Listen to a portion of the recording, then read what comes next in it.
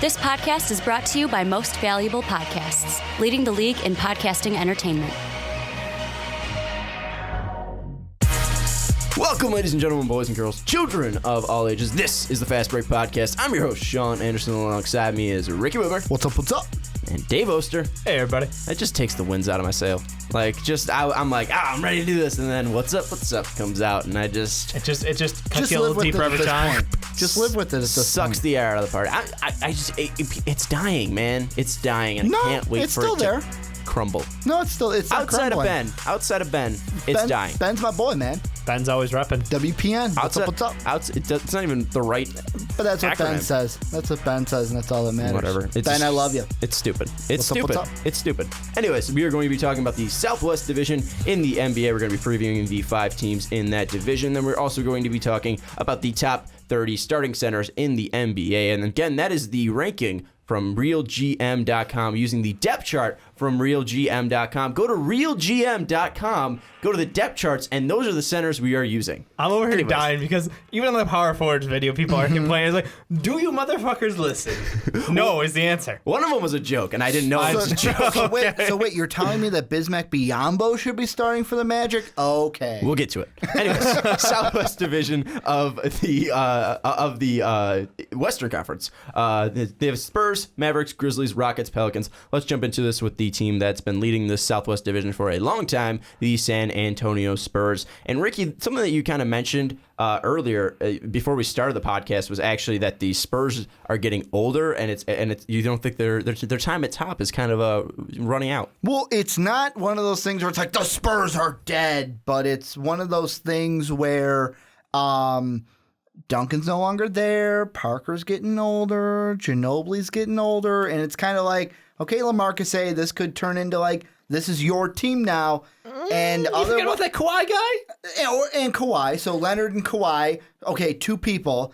And then I kind of look at this Memphis team that's like, hey, if we can stay healthy, we got now Conley's got a new contract. They got a weird Chandler collection Parsons of guys coming in, new head coach coming Marcus in. All could stay healthy. Yeah. That's what I'm saying. Like, and that's the only thing to me. Like, I don't think the Mavericks are gonna contest for that top. The Rockets, I'm sorry, I don't like. Even with Ryan Anderson, I don't see you guys as winners of the Southwest. They got Eric Gordon too. I think that Memphis could be that team where it's like they could make a jump to either a dominant second or, hey, man, Spurs are slipping down because of age. Let's take it from them. See, with this, though, is they're not there yet where age is a huge factor because your 2 best players are still young. I mean, LaMarcus Aldridge isn't this old man out there. Kawhi is super young here. I think and if you look at it, too, it's kind of the Dame and LaMarcus Aldridge again, but just with Kawhi. And I would say that maybe Kawhi and LaMarcus Aldridge is a better pair. The problem is the ball handling, and you have a very Kawhi old can guard. do it. He's not your guard, though. He's not your natural guard. If he can develop it, though. He probably can. I mean, he's been picking up damn near everything else in this game. But no, I mean, that's my major concern with the Spurs team is the fact that I'm not concerned that Tim Duncan left. I mean, it's disappointing. It's veteran leadership. He's been the stable man holding down the paint for the last 20 years, it feels like. But you have, like we said, you have LaMarcus, you have Kawhi, so you've got great forwards on that team. It's just a question of that backcourt needs to be recycled. And we saw it in the draft this year. They picked up a guard. One of Sean and I's favorite guys, DeJounte. Yeah, DeJounte Murray. They also got Ryan Arcidiacono, who I liked from the champion Villanova. Villanova. Sure. Act like you know who he is. I do. He was the leader of that Villanova team. Gritty player. Gritty point guard. Yeah. He's a tough guy. Yeah, but with the Spurs, I think age isn't a factor too much. I still think they're going to be leading the Southwest Division. And looking at it, I mean, Kawhi is, again, he was a top 4-point power or small forward for us. But then again, small forwards are boasting the best top 5 easily. Well, the one thing you got to throw out there that, I mean, we'll get to him a little bit later, but I completely forgot to mention Paul Gasol, now their starting center. Correct. I mean, they went out there and they got one of the most efficient big guys. I mean, he's older, still older, but he's efficient and he's still surprisingly agile on his feet for his age. I mean, look, he gives you good stats across the board. I think they're still a very balanced roster. They're definitely going to be going more towards the paint with the ball consistently because I think Danny Green is like, he's just had some really quiet years as of late, and I really, really think that it's going to be up to Kawhi to take this team and move forward. I need to see more consistency out of him, though, especially in big games, home and away. Like he has some interesting stats. If you look at his home versus away games during playoffs, there's a pretty big differential there when he shows up. Also, did we forget the San Antonio Spurs team was 5 wins away from 72 wins? I mean, this Spurs team wasn't a team that was like... Unfortunately, they went out like bitches in the playoff. They did. And that takes a little away from that. They did, and you're not wrong. But then again, still, 67 wins is fucking impressive. And also... Bitches. I'm sorry, I'm not trying to take it away, but it really does. That's the lasting impression I see of that team. But it's still Pop. It's still Pop. It's still Manu. It's still Tony. The same guys. It's just they're over the hill gang. Are you sure? But their 2 best players aren't over the hill yet. Well, and I know that. No, they've done a great job bringing in. And Pop's not over the hill. No, I'm talking about like Tony Parker and Ginobili, who are the over the hill backcourt guys. But I know Spurs fans are screaming at us like. We're totally just dishing them to the side. We're disregarding everything. There's probably still a 60-win game or a 60-win team. Mm-hmm. That's the thing. It's like 60 games. Yeah, they're definitely count it in 60 games at least for this team. To me, it's just the one thing of right now. If you asked me, Ricky, what's an early winner for this division, which doesn't fucking matter because divisions don't matter anymore. Mm-hmm. But I would say the Spurs are going to be the best. But to me, it's all about who's going to challenge them. The Mavericks, the Grizzlies, or the Rockets. Sorry, pals, I'm not looking at you. Oh, I mean, well, all right. But yeah, no, the Grizzlies, I think, are that main one. I was going to try to fight for the Pelicans. The Pelicans. I will fight for the Pelicans. Buddy Hield. Well, Anthony. That's the wrong place to start that argument. Yeah, Anthony Davis is the right place to start that argument there. But I would say it's Grizzlies just because... If you look at their team, they are more well-rounded. And if you're going off star power, I would say the Pelicans probably second best team in this division. James Harden is probably if we're just going off best player on the team. Mm-hmm. New Orleans probably second. Rockets are number 1. Memphis is probably second or behind or in front of the Mavericks. Outside of that, though, if you look at Memphis, though, they're just a well-put-together team. Mike Conley, I think he was a top 12 guard for us, point guard for us. Yeah. Chandler Parsons, I think, was in that area as well. Marc Gasol is a top 10 center, I think, for us. No, spoilers. Top 15, I think Zebo was in, and I think small forward they were kind of lacking. Or no, Parsons was there. Parsons is their small forward now. Yep. I think shooting guard they're kind of low, and that was Tony Allen because he's a he's specialist. a defensive stud. Yeah, so I mean they're just a well-rounded team. I would like to see what they can do with their new coach, but still, I mean I think they could still be a well-rounded team, and even in the playoffs too, they were kind of competitive with a team that they just kind of threw together. I mean everyone was hurting that team. They sort of gave up mid-season. They're just like, fuck it, put guys out on the court. They still made the playoffs. Yeah, I mean they ran a heater through the early part of the season. No, I think the weird thing is Memphis, I feel like it's a team of specialists. Like, together, I don't think, like, it should work. They're reminiscent of the old coach. Mavericks. Kind of. In a different way. The Mavericks had the one man in Dirk, and this team...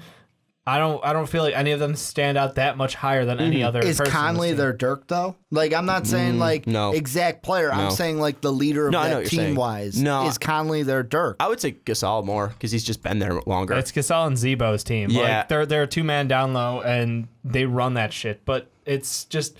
like, if you told me...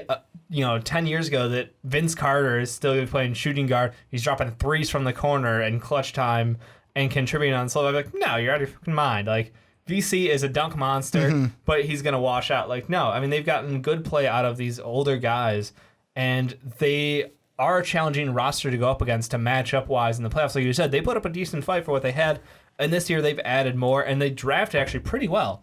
They had a lot of young talent to this team. I'm higher than I feel comfortable with on the Memphis Grizzlies. Like, I think they are a dumpster fire. I personally feel dumpster fire is the correct word, but they're a good team. What do you mean by dumpster fire, though? Like, they don't have a direction as an organization. Okay. I think a lot of it's going to depend on how their new coach comes in and challenges this team, tries to get some sort of style together, because like I said, they're a team of specialists right now. That's the way I view them. So you see they're kind of a team that they kind of grab pieces and put them together, and then for the future they're kind of a dumpster fire? But the pieces don't fit. Yeah, no, that's what I'm saying. Like, you're just nailing stuff to a board, and they work kind of together. Yeah, it's not optimal, but it somehow works for them, and I logically doesn't make sense to me. Yeah. See, and here's the thing, though. With the direction, you talk about the new coach coming in, that guy is David Fizdale. Where did he come from? Where did he spend most of his time since 2008? The Miami Heat. Yeah. That's a fucking good organization to come from. A good true. coaching tree. It's good, I just think of he came from Pat Riley. We're going to be fine. I'd Are like you to a Grizzlies think so. fan? No. We're going to be fine. Don't worry. Okay, Rankin, they're going to be fine. Rankin always hates when you say something like that. I'm just like, wondering. we're going to be fine. You just speak on behalf I'm not of. a Grizzly fan. I speak like I'm Tom Brady's best friend. No, you are. Naturally. Yeah, I mean, Tom Brady listens in every week. He hangs on every word you say, exactly. Sean. You so. fly out to Boston, go to Patty's Pub with them every time. Yeah, I double dates with Giselle all the time. No big deal. You Brady and Giselle. I don't like to flaunt it. Leave the though. kids at I don't home. like to flaunt it. Yeah, I've made that trip that KD made in July all the time. To the Hamptons, yeah. Yeah, exactly. I make that Natural. trip all the time. Yeah, and, they bring Tom Brady, big whoop. I mean, I see the guy all the time. Love you, T. But anyways, going into that though, like the Grizzlies, I think that I agree with Dave where it's kind of there's a lot of pieces there. Like Gasol and Zebo shouldn't work together. Zebo shouldn't still be good. Gasol's just got to stay healthy. Yeah, I agree. I mean, and Gasol used to be Defensive Player of the Year. I think he's always had the potential to be better than his brother. It's just that he's never been on the floor enough, and he didn't have the same Memphis. team. Paul was in And he's Memphis. in Memphis. Paul was never noticed really that much in Memphis. No, yeah, until LA. That's what I'm Yeah. saying. Mark's been stuck in Memphis. Yeah, So, unfortunately, he chose to stay there. yeah, I think that the Grizzlies, though, if any team can challenge the Spurs, it would be the Grizzlies, just because you got Parsons, who maybe finally will become a 3-point dead-eye shooter there. You got Conley, who is an all-around point guard who really doesn't have too many flaws, isn't great at anything, but doesn't have too many flaws. You have Gasol, if when healthy, is a top big man. You have Zebo, who's great in the post. You got Tony Allen, a lot of specialists, like Dave said. So I would say the Grizzlies, and plus they do have playoff experience. It's not like they've been they're to playoffs. consistently there. Yeah, consistently there. But so I think the one dark horse in this division though would probably be the Rockets. And if you look at the Rockets, you got James Harden. 2 years ago they were in the Western Conference Final. James Harden basically took him there, and I think with the pieces there, you got Clint Capella, who is a young guy who's decent at stopping, as decent as a rim protector there. He's an okay offensive. His offensive game isn't there that much, but he's got potential. He's got potential. Yeah. No, but I'm saying like he's got a great fit for this team because he doesn't need to be that. No source one of else offense. plays defense. You've got goddamn James Harden out there. The man is your offense, and they've added Ryan Anderson and to Eric stretch Gordon, the floor. who can't play defense. And Eric who's their Gordon. new head coach? Mike D'Antoni. Who doesn't coach defense. Well, he doesn't. Estimated points per game, about 140, right? 152, I think they He said. doesn't coach defense. One of the guys they bring in from free agency, just a power forward who can step out and shoot threes, and Ryan Anderson. And Eric Gordon, who could just shoot it up from three the whole time. Beasley, who had a surprising comeback from China, did. looking like a goddamn rock star. And that's why the most interesting person to the Rockets I'm looking at, Capella. Are we going to see kind of like we're going to mold him into? I want you to be like Amari Stoudemire, what he was to my Jesus Phoenix Christ, I hope Suns not. teams. I hope not. Just stay in the paint, and when these threes come in, No, just Amari tip was them in. pick and roll. Amari was pure pick and roll. He was one of the greatest pick and roll players we've ever seen. That he was not a stay in the paint. Pick and roll They with want Harden. It is pick and roll. Clint Capella is what they want to Dwight Howard to be last year. Okay. Shut up and sit in the paint. Basically. That's honest. That's brutally honest. But that's all the Rockets want out of him. The one thing though with the Rockets is we kind of were like, oh, well, will the Rockets take that jump? Like, because they were kind of a fringe playoff team last year. But if you look at their like basically from March to the end of the season, they were pretty hot. I mean, they were 30 and 31 to start March off, and then they got to 40 and 41. But still, they still won games to get them into that the playoff race. And it wasn't like they were a team that was consistently just losing and losing and losing. It was like, they barely stuck into the playoffs. They still fought to get there. I mean, in their last, what was that? I think that's about 6 games. They were 4-2 to get into it. They beat Oklahoma City. See, and that's the unfortunate thing, though. They had to fight to get into the playoffs, and I think that's not going to change. Like,